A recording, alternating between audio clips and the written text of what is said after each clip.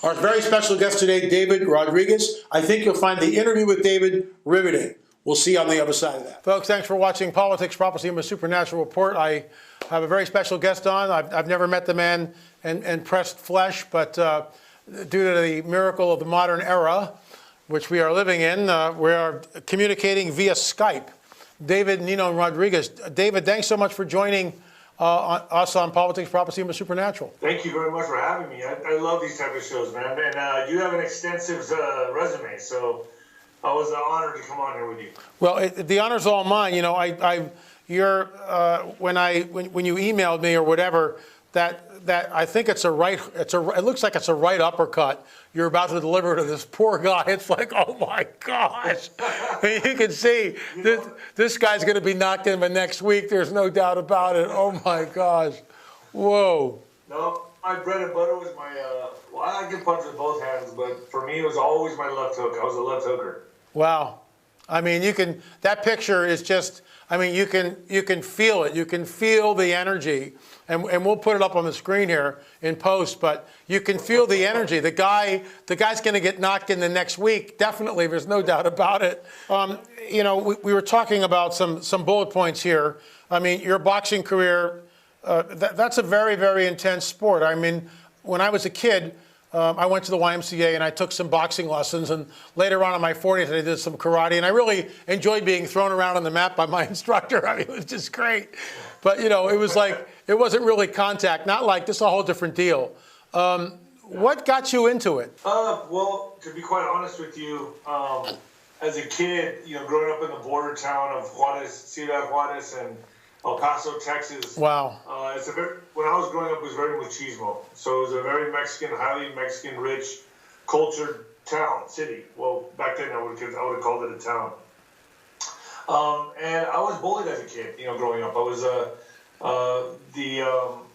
the schools I went to were very diverse. There's a lot of gangs there, and things of that nature, and I was just picked on a lot. And the boxing gym was like my sanctuary. It was like my safety. You know, I was in trouble all the time in school. Join the club. Yeah, I mean, it was just I just at that point in my life, I just would rather have not been in school. I would go to the boxing gym, and I'd go there to hit the bags, and the trainers started seeing me, and they saw that I could punch, and then they started developing me, and then that's just how it happened. And then I started at about 5-6 years old, and by the time I was in junior high, I was knocking out grown men that were football players for the UTEP football team, and I was 12, 13 years old, knocking guys out that were 220, 235, screaming to 250, 150, and here I am dropping guys to the jaw with left hooks and right hands, and I knew, the trainers knew, everyone knew, like, this guy's going to do something, and it just took off from there. Wow. So, you had, one of the bullet points was you survived death twice. What do you mean you survived death twice? What happened there? 2011 was a really turbulent year for me, and I was at the peak of my career. I was 36-0, 34 knockouts at that time. Wow. Top 10 heavyweight. Probably the best prospect in the world at that time. And everyone's focus was on me, and my higher self, I like to think, I was looking for escapes, and I started turning to alcoholism, and instead of buckling down and doing the nitty gritty and getting in there, and the pressure got to me, man. There's just no other way I can put it. I had a lot on my plate. I was a heavyweight superstar. There's no excuses, except I think for my higher self was looking for an out. I was dealing with a lot of pressure. I was having an infighting with my team, my management team, my trainers, and honestly, I was turning to drinking a lot, and I thought I could do it all. I thought I could drink and then go train, and I thought I was Superman. I really did. I thought like I was invincible, and no big deal. I could train, I could work out, and then go have a few drinks with my friends. Wrong.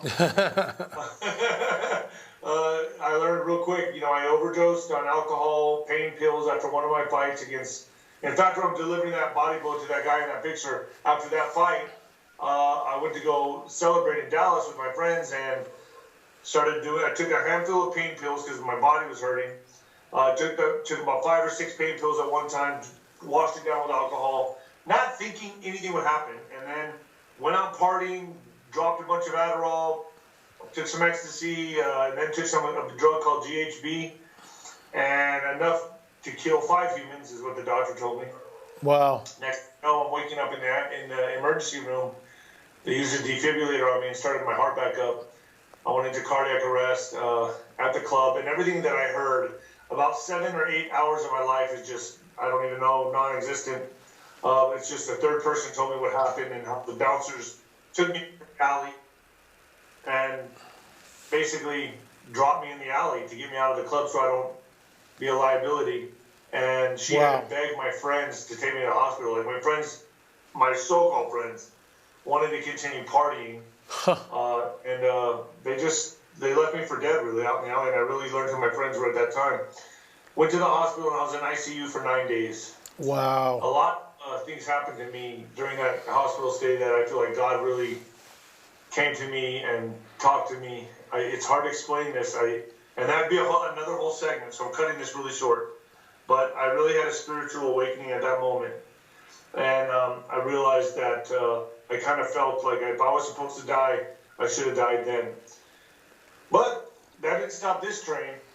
I kept going, and later on in that year, in December, I went back and won another belt. I knocked out the #1 contender, Owen Beck, knocked him out with a left hook. In the 3rd round, he was out for 20 minutes. Went out and celebrated again in Phoenix, Arizona. And when I did that, this time some thugs came behind me, and I was wasted as usual. And they slit my throat. I don't know if you can see it. Yeah, I can. Wow. Yeah. Good grief. All that. Good grief. Fell off. This all came off. Wow. Thank God there was an amazing cosmetic surgeon on call that night, and I have a hard time pronouncing his name. Indian doctor. He came in as a challenge to fix me, and believe it or not, I was in a coma for a day and a half or something like that. Woke up full of stitches, 369 stitches, and really had to start evaluating my life. At that point, I realized, something's really wrong. The train is off the track. And back into boxing, you got to remember, I was 36-0, thought I was invincible. Went right back into boxing. About 9 months later, I got knocked out on national television against Garnett Wilson. So now I'm 36-1. Well, I couldn't take it. It was a fight that I was winning, and in the last 10 seconds of that fight, boom, he caught me with a hook, a counter hook, and dropped me. I was out cold. Wow. Didn't allow myself time to heal again. I went right back in the ring, got knocked out again. So now I'm 36-2, 2 losses. A lot of soul searching went into that, and a lot of I had a lot of revelations. Went back into boxing again, knocked out my opponent, and when I knocked out my opponent, the last fight I had, my back blew up. And when that happened, I remember running to the neutral corner so that the ref can start the 10 count. And I remember right when I got to the neutral corner, I looked back at my opponent. He's on the floor, and I just felt my legs go numb. Wow. And I knew this is career ending. This is it. I need surgery. Wow. And I had emergency surgery, and then that didn't help. And then I had to go get another surgery in Dallas. Finally, that fixed it, but it only fixed it to about 85%. Not enough to where I can get back in the ring. So after that, I had to retire. It was a really hard time for me, and I went into a deep, deep, deep suicidal, spiraling depression where all I wanted to do was drink and just kill myself, really, to be honest with you, if you want to know the truth. The only way I got pulled out of that was by the grace of God. And for whatever reason, I'm here. I'm now a year and 3 months sober. Congrats. And thank you. And my life has changed incredibly, and it's nothing short of a miracle. And I'm alive to talk about it and help people with their journey as well. I talk to people. I have my own Nino's AA on Telegram, and I talk to people who are addicts or people who are dealing with drug abuse, or they, you know, and it all comes from pain. You know, first and foremost, people understand people don't choose to be a drug addict. They don't choose to be an alcoholic. They're hiding. They're masking pain. They're hurting. And once you see that and have sympathy for your fellow man, you can start to help them. You can help them improve. So I had to realize that about myself, about how much I was hurting and how much pain I was in order to change. And the only reason I changed was by the grace of God. Praise the Lord. I mean, that's what he does. He picks us up and he fixes us and he makes us better in some ways. So I rejoice in your sobriety. And I think it's great that, you know, you've made a connection with the Creator. I want to talk about something. I saw you a couple of weeks ago. Someone sent me a link, and I watched you talking about everything that's going on politically with what we see happening, which is incredibly unsettling, pretty much for anybody. Just give us an overview. Just give us an overview of your take on what's going on. Oh, it's real easy. There's two shadow operations running side by side right now. One is deep state, what you could call deep state, politicians that are bought and paid for, have skin in the game, special interest. The other is CCP, but really the deep state that's controlling China. And it's we are now in the power grab point where this all comes to, and also the centralized banking system, basically, that controls the whole structure. So we're in the power grab point of this war. And yes, I believe there are what you would like to call black hats and white hats. Good people fighting against this, and then there's some very evil people behind the curtain pulling the strings. And that's where we're at right now. And basically, I'm just going to put it point blank. Biden is a CCP-controlled deep state puppet. We're in a hellacious war with them right now, and it's not kinetic to where you see it on the streets, this and that, unless it's going to propel an agenda. Unless you're going to see BLM or Antifa out there rioting, looting, then it's to propel or move forward an agenda. They use it for political reasons, political stunts. Where we're at right now is this, what I like to call the silent.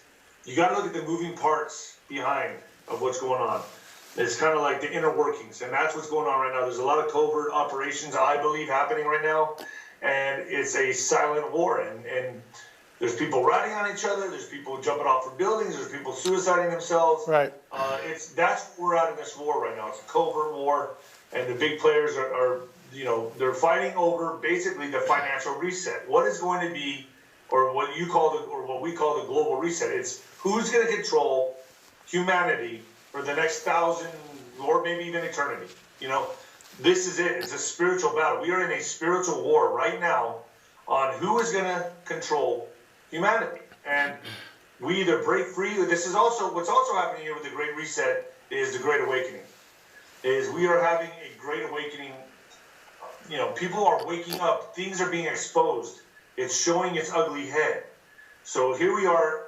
It's not comfortable to wake up. It's like getting cold water thrown on the face or an alarm clock going off at 5 in the morning or 4 in the morning. It's not comfortable. And then we're in that process right now where it's very uncomfortable, and we're seeing things that we would rather not see. And it's a fight. And very few people are just saying the way it is. If we don't win, if we don't fix 2020, there is no 2022. I agree. There is no 2024. Yeah, I agree. These people that are out there talking about, better like next time. No. 2022, 2024, they're high on I don't know what. They're very much removed from the reality of the situation. And what we're in right now is a fight. And it's to the death. And, I think they're doing a disservice. And I'm going to call them out right now. All the personalities out there, who hip, hip, hooray, rah, rah, rah. 2024, you're doing humanity a major disservice. You're doing a massive disservice. You're part of the problem. Get your act together. It's go time, and we're in a serious, serious fight. It's interesting you should say that because, we're echoing each other, which is, I've never met you before, and this is incredible because I said the same thing, and I know other people have been saying exactly the same thing. Unless we get 2020, what happened on November 3rd, correct, and we figure out what happened, it doesn't matter. you know, this whole thing about, oh, 2022 and it's going to come back and we're going to retake the House. You're not going to do anything, because this whole thing, in my opinion, and I know I'm echoing your words, it's controlled. It's a controlled, managed agenda. It's a controlled narrative. Let me ask you something. Marco Rubio last week was talking about that UFOs are flying over military bases and we have no idea who they are. Now, this is a United States Senator. So he's one of many now that have come out into the front talking about the veracity of the ongoing UFO phenomena. Your thoughts? I don't think he knows anything. I think the people that really know have like a cosmic clearance, and they're not going to tell you. He probably knows bits and pieces as much as any other person does. But, you know, I'm an experiencer myself in the sense that I've seen them. I've even sent you a picture where you saw the two orbs that were over my hotel. I've seen them I live out basically in New Mexico, so I see all kinds of crazy stuff. You know, here I've seen them since I was a kid. And, you know, I know they exist. You don't have to tell me. You don't have to reiterate that. I know they're there, you know. For a senator or anybody in a political position to tell me anything, first of all, number one, my first instinct when any of them tell me anything, it's lies. So they're lying about anything they say. I'm sorry, that's just the nature of pimps and hoes. And when I look at a politician, I see a liar. I see a person that lies for the benefit of money, you know. So that's all I see. First of all, I'm going to clear the air right there. I have no respect for 99% of politicians.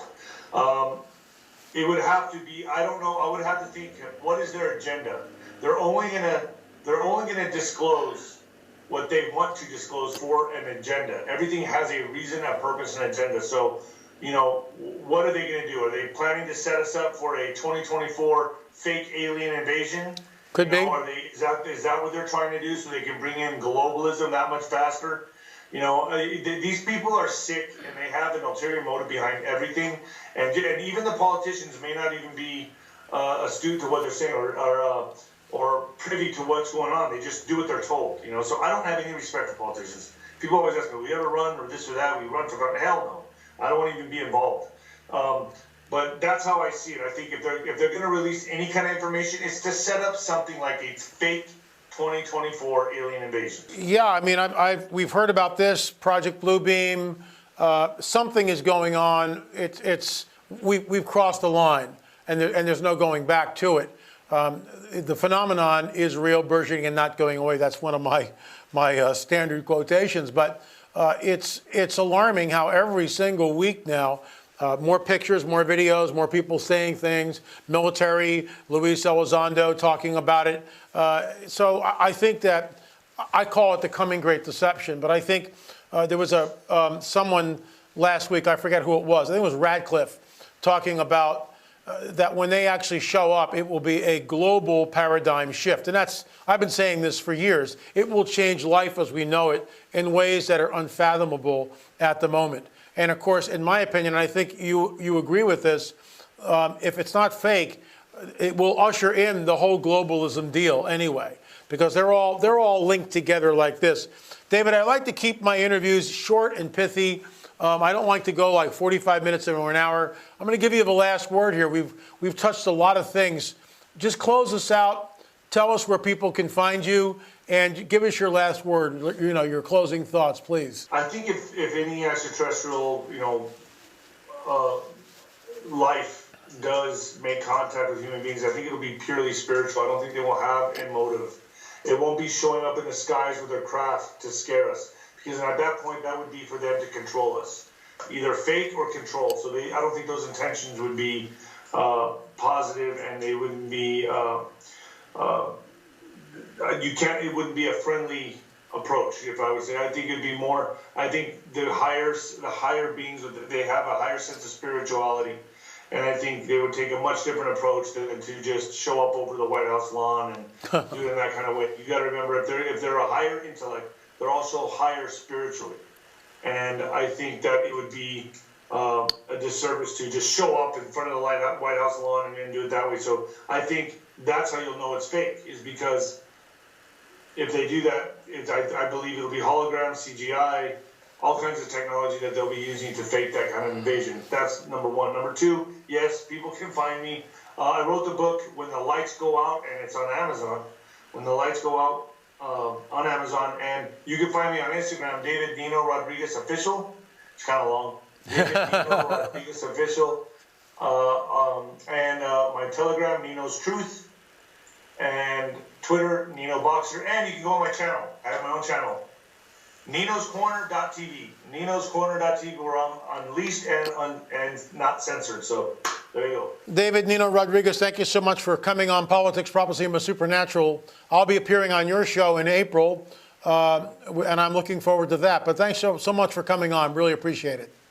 No problem. Thank you, LA. Remember, you can go and pick up the book, UFO Disclosure, the 70-year cover-up exposed. You can also download by going to streaming.lamarzulli.net, streaming.lamarzulli.net, all 6 of the On the Trail of a Nephilim series. Number 7 is being color-corrected right now. We'll probably have that up in April. There is a pre-sale. Check it out, folks. You want to know what's going on. Thanks so much for watching Politics, Prophecy, and the Supernatural Report. Remember, we'll see you on the air or in the air.